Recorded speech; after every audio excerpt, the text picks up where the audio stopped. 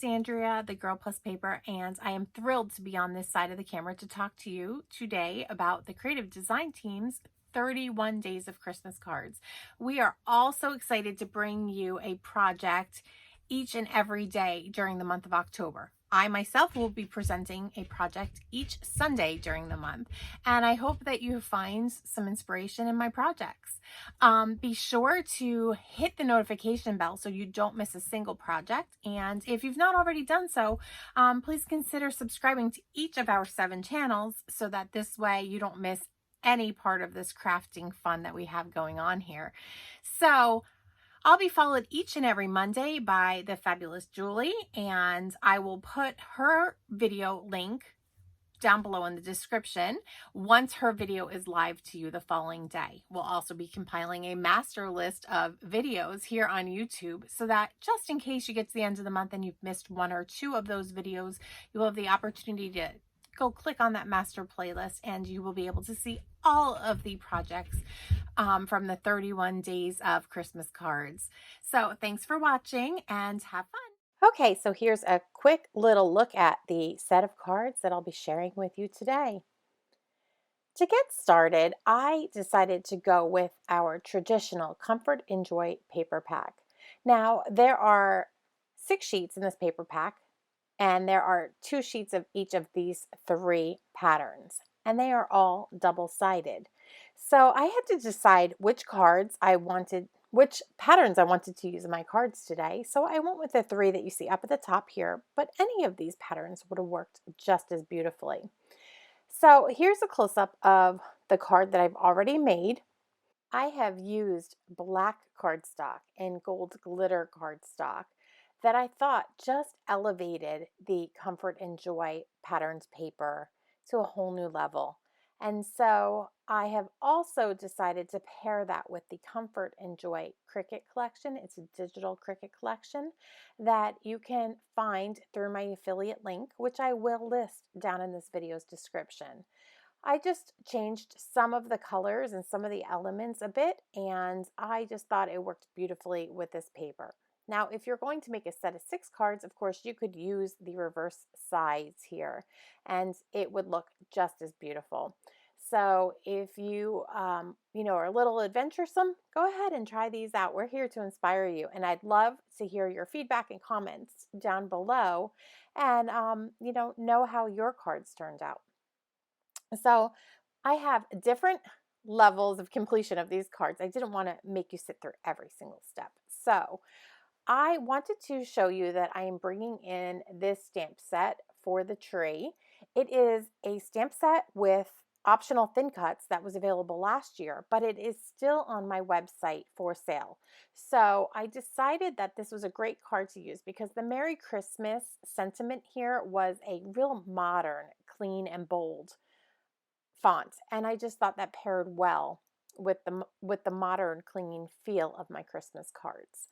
So we're going to be using this stamp set again later in our card series. I do plan on using these ornaments to their fullest, but I wanted to show you, how you could use just one of the sentiments in a different manner. So we're going to go ahead and we're going to stamp the sentiment with black ink.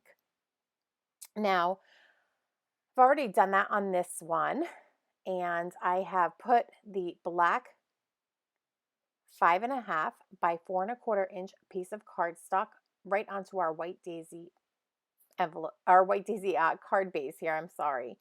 And on this third one, I've yet to do that, so I wanted to show you that. Now, I always cut my card fronts just a little bit if I'm covering one of these white daisy card bases because I don't want the white to peek through. So if I go just a teensy tiny bit bigger on the dimensions, then I feel like I've got a good coverage. If yours runs short, you can always ink the edges, but I just find that's a good way to get a crisp edge there.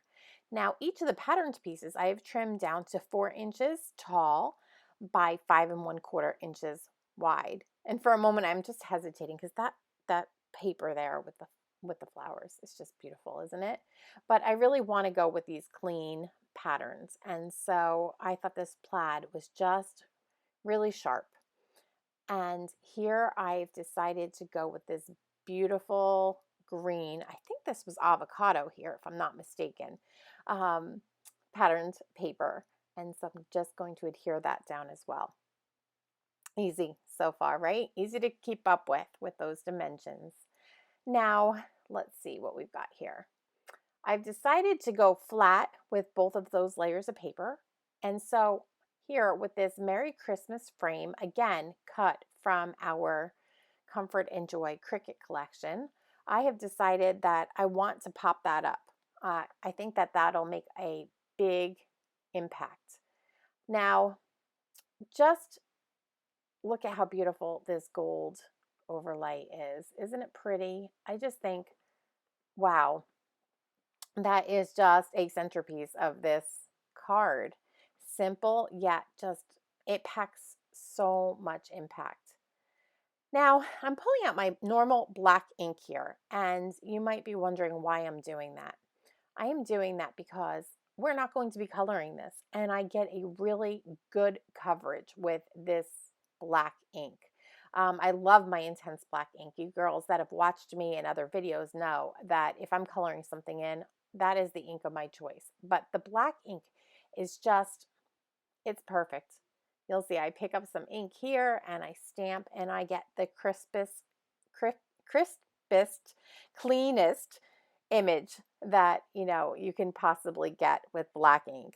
And notice I have used the foam underneath. This foam comes from my actual stamp set, and it just helps the ink to sort of permeate the paper. So I should mention that I've stamped that onto some of our French vanilla cardstock. That was the cardstock that was suggested in the paper pack, and so that's what I used. You could use any adhesive you have to glue down this overlay here. So I've just chosen to go with my liquid glass here and to adhere that down. So again, make sure that you are stamping before you are going to adhere the glitter overlay down. So stamp, adhere the glitter overlay, and then we're going to foam tape this all up. And I should mention, as I'm about to lay this glue down here, this is my all-purpose mat, and I love this mat because one side has the Close to My Heart logo, and it's a grippy side. So that mat will stick to my work surface, and unlike other mats that you might have seen, it doesn't move around when I try to move it. I work with the shiny side up because then if I do get any of this liquid glass onto my work surface here, I can just wipe it away with a wipe. And it's so easy to work with. So I've just decided to put some liquid glass here. You could always use your Tombow glue. That is another good choice. The liquid glass I'm just putting on the big chunky pieces of this overlay. I'm not going with, going around the edges in fine detail. This will stick down just fine. It's sufficient. So we're going to go ahead and we're going to lay that down. And if you're following along with this and you'd like to make this card and you have the Comfort and Joy collection, I have cut this frame at 4.5 inches wide. And so I just wanted to make note of that as well. I'm just going to wipe up this all-purpose mat because I did feel a little bit of sticky residue on the glue, and it is nice and clean to go for the next little portion of our artwork here. So you're just going to watch me pop up these frames here with the sentiments on them using some foam tape. And I am just putting those a little bit closer to the top and just the slightest bit closer to the right-hand edge because I want those to be in that position so I can have a little room to put our poinsettia flowers. So now that we have gone ahead, I'm going to pull out my Versamat, which has some nice grid lines on the front with this nice foamy back. And I'm taking pieces of our flower and I'm using just one of those dry embossing tools. You can use whatever you have, but I'm running my embossing tool down the center of each petal and then out as if it is the veins in the flower leaf. And so you will see as I do that, it actually begins to curl up each of these flower leaves. So it's a lot of fun to do.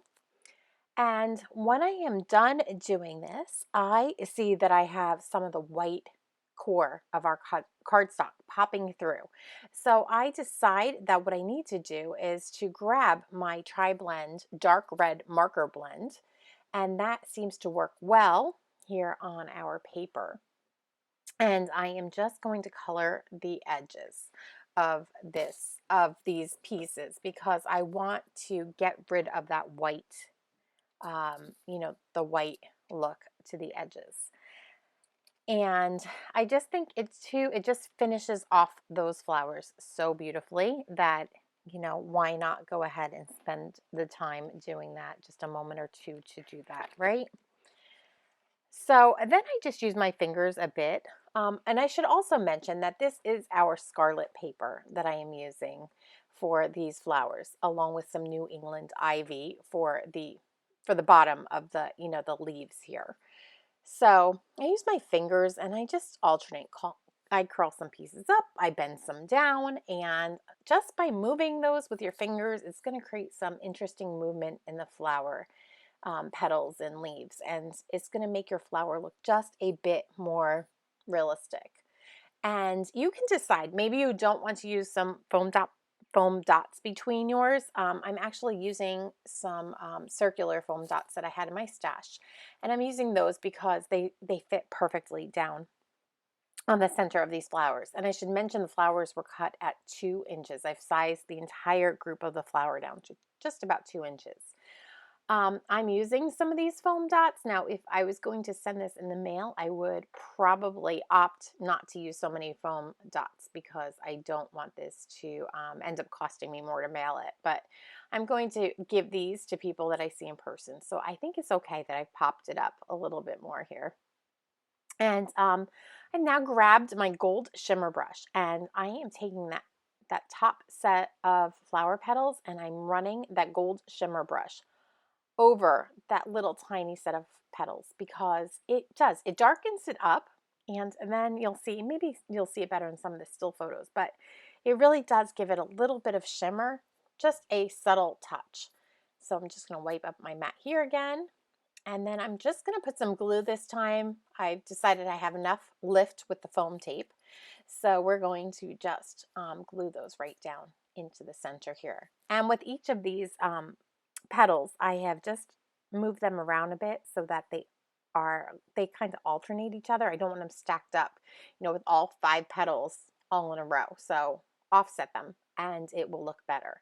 Now, out of the glitter paper, I've also cut these little centers, and those I did decide to pop up because I did feel like I had enough room here to do that. So yeah, I'm just moving the flowers. I'm never done moving those petals because I want them to look perfect. And that is what they look like. So now I'm going to use a little liquid glass to just adhere them down. Liquid glass is perfect in this situation because when you glue something onto glitter paper, I find that the liquid glass is the very best way to hold it down. And so that's what I'm doing here. There's these little teensy tiny pieces of greenery, and I find that if I tuck them all the way behind the flower, it doesn't work. So I just tuck them behind the top layer of petals for the most part, and they seem to stand out the best there. And I'm pretty sure this was avocado cardstock that I used. It is such a beautiful green color. I'm really enjoying that color. One of our new colors this year. So yeah, it seems to work really well. So I'm just struggling with placement. You'll see that I might have put a little too much liquid glass down, and so the flower is still moving around on me, but eventually it will dry. Now, there were these tiny little pieces that I cut out of espresso cardstock, and you could use the bitty sparkles and stick them on, color them with your Tri-Blend marker and color them red. That would be one thing that you could do. And that was what I had thought about doing, but they're so dainty that I thought, oh, with with the way things go with my hands, I'm not going to have an easy time placing those onto that little tiny branch, you know, that little sprig there. So I decide I'm going to take the easier way out. I grab my stickles. And grab the red one. It's very glittery, and I just put little tiny drops onto where the berries should have been. Now, the berries could have gotten cut out with my Cricut, and I did try to do that, but they're so tiny that I thought this was a more effective way, not to spend my time, you know, trying to line up these teensy tiny little red dots that I've cut out of my Cricut, which my maker did handle. But yeah, I just thought it was just much better to go with the stickles. So I'm just picking up a glue dot here, and I'm going to tuck that down underneath the flower. And I have some of my gold embellishing thread here. And I loop that around with a couple of my fingers 3 times. And I don't know, it's always odd numbers with me. So I stick that down. I just feel like that's a subtle accent. It's not overpowering. And it's there, but it's not taking away from the sentiment, if that makes sense. So I really am enjoying using the embellishing thread on my projects recently because it's just so much fun to work with. I realize at this point that I probably should have put down that glue dot and put my embellishing thread under this flower before I went ahead and used the stickles on that little sprig, because I have to be a little bit careful. And then one of the pieces of the embellishing thread pops up and out of its glue dot. So I am just trying to fix that right now. And that is a wrap for this little card set. I hope that you've enjoyed making these with me today. I hope that you will stop back next Sunday and see the very next card project that I have in store. But in the meantime, enjoy the videos of each and every one of our design team members as we go through this next week during our 31 days of Christmas cards with the creative design team. Thanks for watching and have a creative day.